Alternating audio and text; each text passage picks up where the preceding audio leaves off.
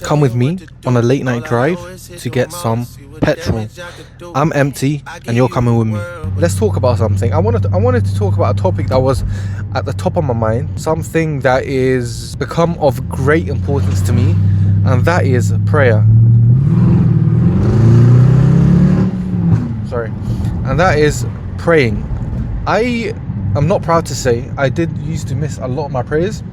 Islamically, obviously, that's not very good. A lot of people don't pray, don't get into. This guy is not indicating. Fez, that is a police officer. Fez, is he gonna turn around and stop me? He turned around.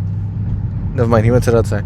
Regardless, but what I was saying before I was rudely interrupted by my own ADHD brain is that I think it's quite ironic the way a lot of people think about prayer and being a good Muslim and this and that.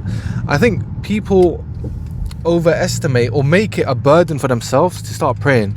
People think if you start praying, you have to completely change your life around, and that's so far from the truth. Let's make this green light.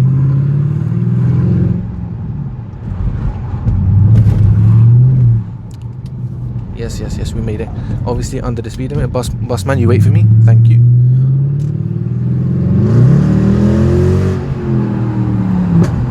But anyways, let me put my window up. You don't need to be a perfect person to start praying. I'm far from perfect, and I don't say that proudly, obviously. I used to think to myself I do X wrong, I do Y wrong, I keep doing Z, I need to stop doing this before I start praying.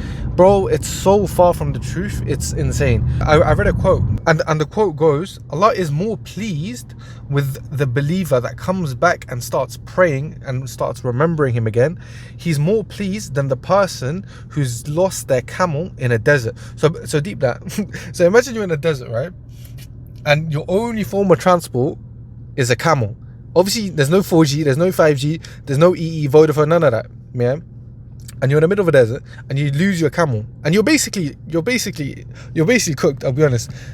God is more pleased than the person who finds his camel in a desert that you've returned to your prayers, or you've returned to his remembrance. People think they're not good enough to start praying, and that's completely false. It doesn't matter what sins you commit. Of course your sins matter and you shouldn't be committing them, blah blah blah, you shouldn't be doing wrong stuff, XYZ. We all know that. I'm not going to go over things you already don't. My point is that nice one, police not indicating, joke man.